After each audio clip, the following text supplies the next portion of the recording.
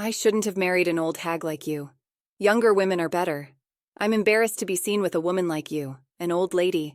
If only I could go back in time, I'd redo my life. These were the hurtful words spoken by my ex-husband, Damien, 10 years ago when we were still married. I am Jennifer, 48 years old. At the age of 33, I married Damien, who is 5 years younger than me. I work as a nurse at Johnson, and that's where I met Damien, at the hospital. He had just completed his medical internship and was full of questions. Damien would always come to me for advice, and his innocence and reliance on me made me want to support him. Despite the age difference and our different professional roles, I was a nurse Johnson and he was a doctor. We ended up talking every day. Eventually, we started dating naturally. Although I was initially concerned about our age gap, Damien seemed completely unfazed by it, and over time I stopped worrying too. 2 years into our relationship, we got married. However, after 5 years of marriage, Damien started hurling hurtful remarks at me, saying he should have married a younger woman. At the hospital, he would openly chat and laugh with young nurse Johnsons, but I chose to turn a blind eye. It was our workplace after all. But one day, I discovered Damien's infidelity. His affair was with a former patient, someone I had never met due to working in different departments. She was a woman 10 years younger than me. With an older woman, it's unlikely we'll ever have children. She's already carrying my child, Damien said. This with a laugh as if his affair was perfectly justified. I couldn't bear to stay with a man like that, so I agreed to a divorce. Naturally, I informed both Damien and his new partner that I would be seeking alimony, which infuriated Damien like a raging fire. I was married to an old hag like you for 5 years, and you call that alimony? I should be receiving a reward for enduring this. He ranted with more intensity than I had imagined. Despite being the one who cheated, it seemed Damien hadn't considered the possibility of alimony. Even his father contacted me, but he nonchalantly brushed off his son's wrongdoing, saying, "It's natural for young men to be drawn to younger women."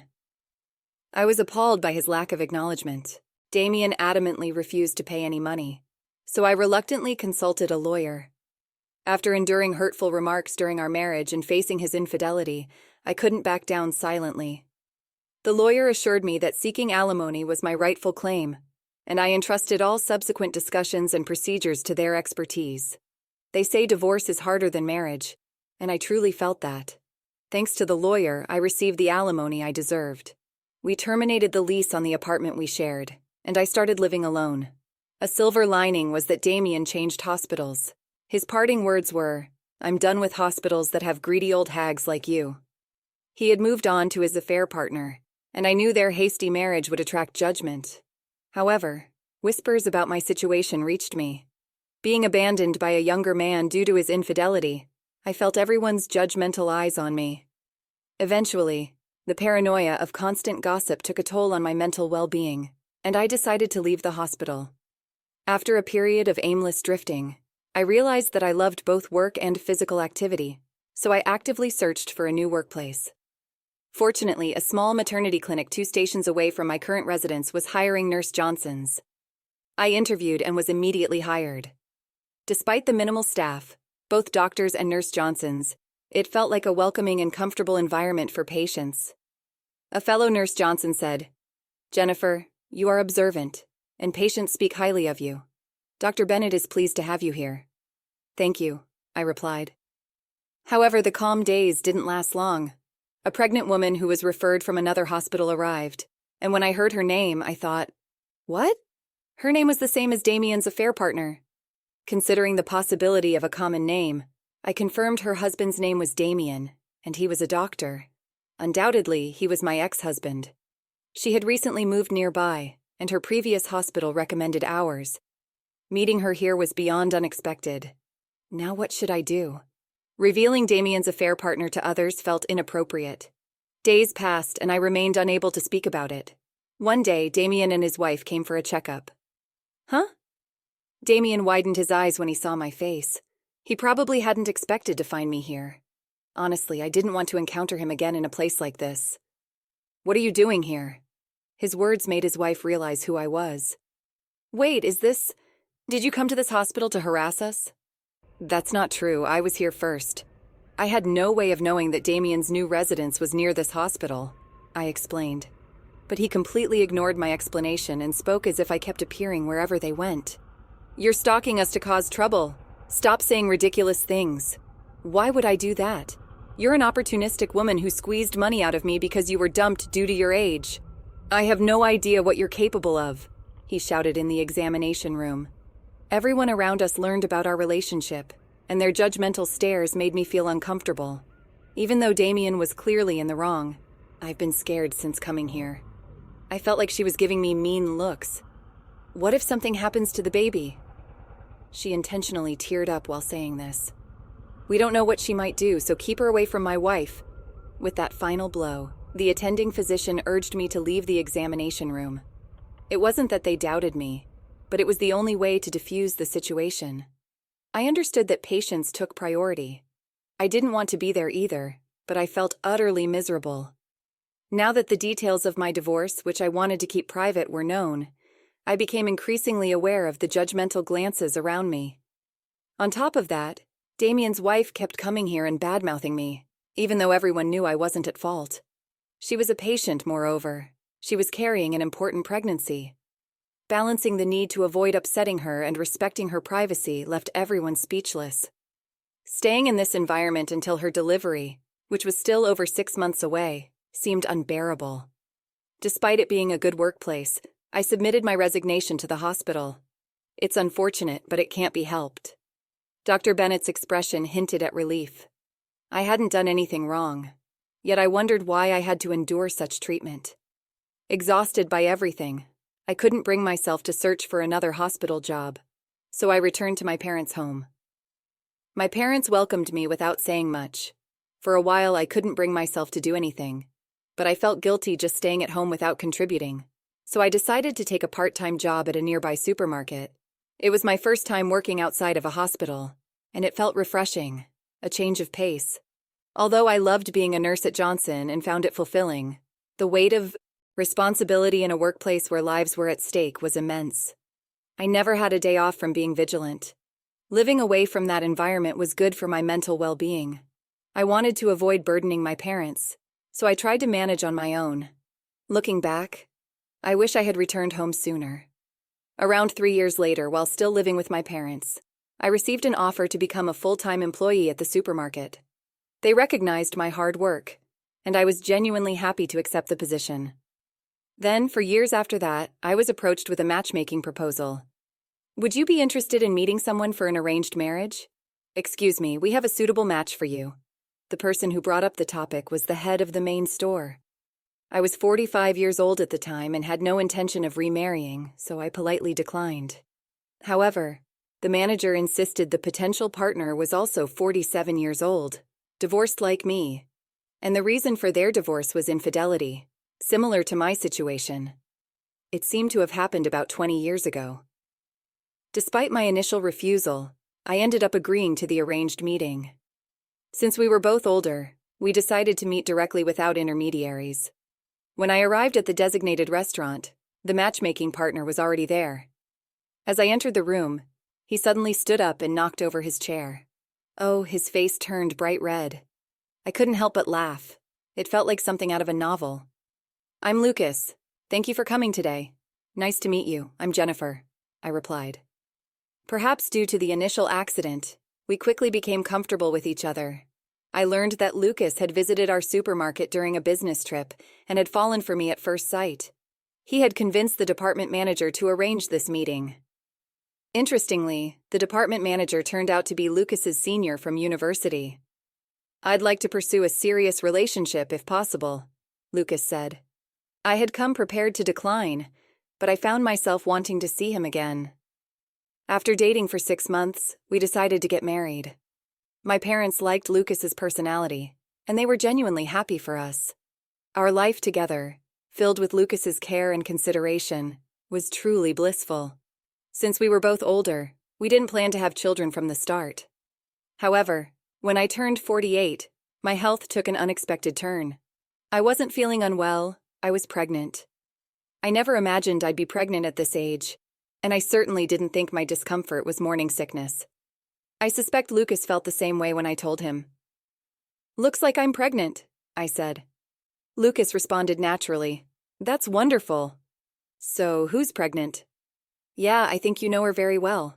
She's right in front of you, I replied with a smile. Lucas looked bewildered and stared at my belly. Huh? He responded. I'm the one who's pregnant, I continued. He remained silent for a moment. I thought, well, of course, he'd react this way. His gaze shifted back to my stomach. Our baby? I nodded, and his eyes widened even more. It must have been unexpected, and panic likely filled his mind. Wait, so you mean we'll be parents? He asked. Yeah, it seems that way, I replied. Really? He exclaimed. Wow, he said in a voice I'd never heard before, as he hugged me tightly. Unbelievable. It's a miracle.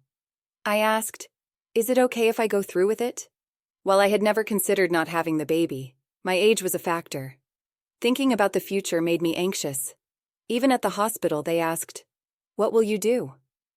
I understood that advanced maternal age carried risks for both mother and child. Not everyone would agree with our decision.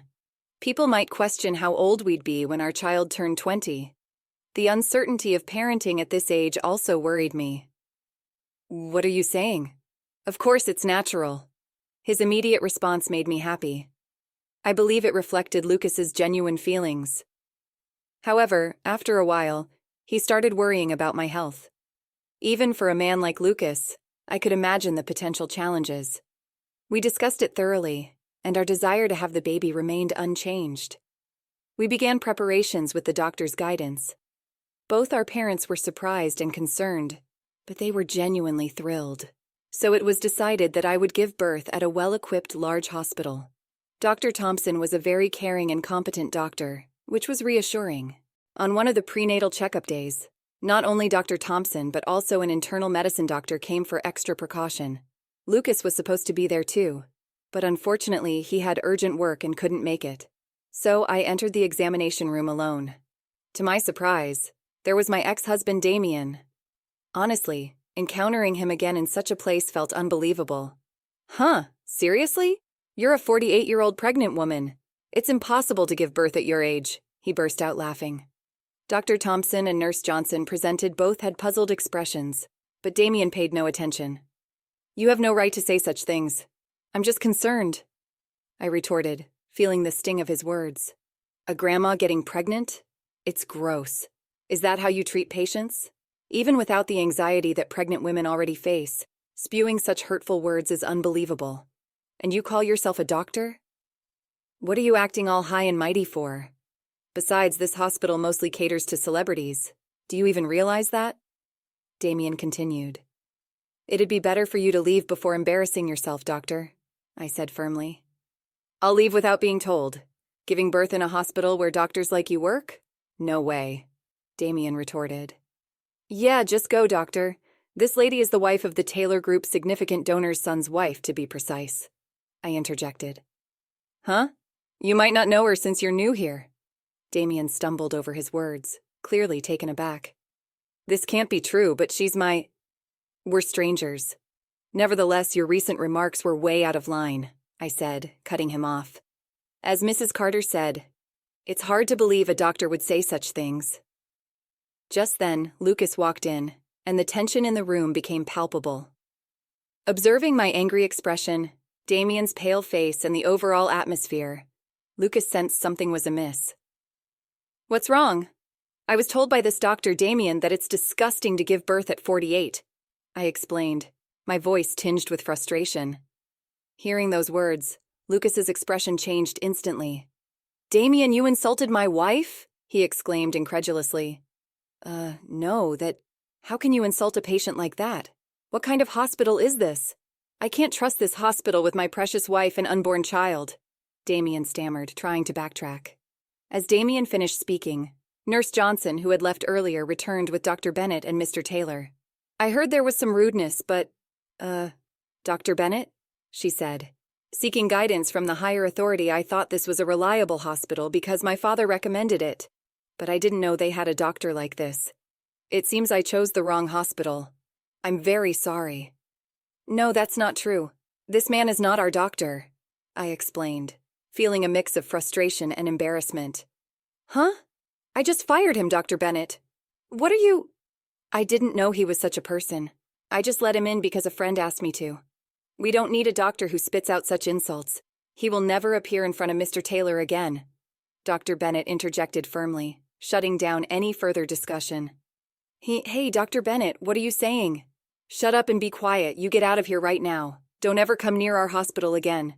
Damien protested, his voice growing desperate. Hearing Dr. Bennett's stern words, Damien's protests faded into the background. Dr. Thompson, who was there, promptly escorted Damien out of the hallway, ensuring that he left the premises. Once the commotion settled, Dr. Bennett approached us, looking genuinely apologetic. We regained our composure and sat back down, but Lucas was still visibly upset. Did you kick him out because my father donated to this hospital? If not, would you let a doctor like him run wild? Lucas asked, his tone stern. Dr. Bennett shook his head. No, not at all. Damien had only been at this hospital for a week. His father, who is my classmate, asked me to hire him during a recent reunion. I had no idea he was such a person, and I'm truly sorry. Not all the doctors at this hospital are like Damien. The Dr. Thompson in charge is a very good doctor. If Damien wasn't here, I would want to give birth here, I added, trying to diffuse the tension. Lucas nodded in agreement. My father recommended this hospital for your delivery because of its reputation. He's been a longtime supporter due to my mother's past medical care here. A few days later, Damien contacted me and begged me to intervene with Dr. Bennett on his behalf. If you ask for him, maybe he'll reconsider, Damien pleaded. I listened silently, feeling a mix of disbelief and disappointment. Damien had often offended patients with his arrogant attitude, and had been hopping from one hospital to another. His father's warnings seemed to have fallen on deaf ears. If he got fired again, he would have no future. But I couldn't help wondering if his father's leniency had made him such a man. Lucas was next to me when Damien called. He snatched the phone from me and yelled at Damien, threatening to report him to the police for harassment if he ever contacted me or came near me again. Damien must have been scared because he never called again. Sometime later, I stopped by a convenience store on my way back from the hospital and saw Damien working there. No hospital would hire him anymore. He was crying his eyes out, saying that his wife and child had left him. But I felt no sympathy for him. I just decided to avoid that convenience store. The following year, I gave birth to a healthy baby girl. She was so adorable. I vowed to raise her with love and responsibility no matter what. Lucas was smitten with her from the moment she was born. He seemed to be a very sweet father, so I had to be careful. How did you like this story? Please subscribe to our channel. See you in the next video.